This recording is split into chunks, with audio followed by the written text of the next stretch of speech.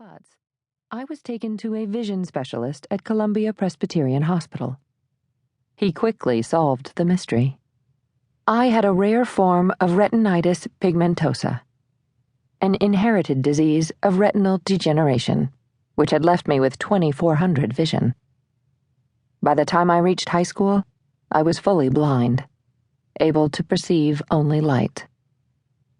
A surprise today does prepare us, I suppose, for the ones still in store. Coping with blindness must have made me more resilient.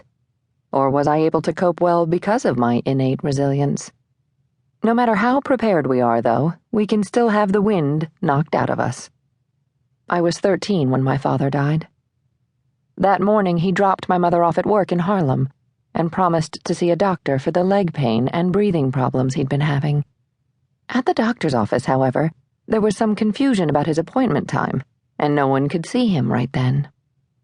Frustrated by this, and already stressed for other reasons, he stormed out of the office and pounded the pavement until he collapsed in front of a bar. The bartender pulled him inside and called for an ambulance, and my father was eventually taken to the hospital, but he could not survive the multiple heart attacks he had suffered by the time he got there. This is not to say that our lives are shaped solely by random and unpleasant events, but they do seem, for better or worse, to move forward along largely unmapped terrain. To what extent can you direct your own life when you can see only so far, and the weather changes quicker than you can say, "Surprise"? Wait, I have still another story for you. And though it is mine, once again, I suspect that this time you will see your own in it too. In 1971, my parents emigrated from India to America. Like so many before them, when they landed on the shores of this new country and a new life, they sought the American dream. They soon found out that pursuing it entailed many hardships, but they persevered. I was born into the dream, and I think I understood it better than my parents did, for I was more fluent in American culture. In particular, I realized that the shining thing at its center, so bright you could see it even if you, like me, were blind, was choice. My parents had chosen to come to this country, but they had also chosen to hold on to as much of India as possible. They lived among other Sikhs, followed closely the tenets of their religion, and taught me the value of obedience. What to eat, where, study, and later on where to work and whom to marry, I was to allow these to be determined by the rules of Sikhism and by my family's wishes. But in public school, I learned that it was not only natural, but desirable that I should make my own decisions. It was not a matter of cultural background or personality or abilities. It was simply what was true and right.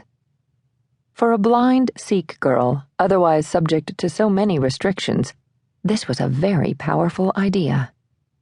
I could have thought of my life as already written, which would have been more in line with my parents' views. Or I could have thought of it as a series of accidents beyond my control, which was one way to account for my blindness and my father's death.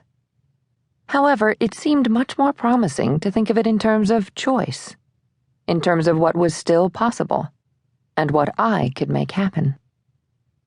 Many of us have conceived and told our stories only in the language of choice. It is certainly the lingua franca of America, and its use has risen rapidly in much of the rest of the world. We are more likely to recognize one another's stories when we tell them in this language, and as I hope to show in this audiobook, speaking choice has many benefits. But I also hope to reveal other ways in which we live and tell our lives, form narratives that are more complex and nuanced than the crude alternatives of destiny and chance that I have presented here. The informal study of choice that I undertook as a child turned academic when I got to college. At the University of Pennsylvania, I studied different religious groups to find out how religion affects one's outlook on life.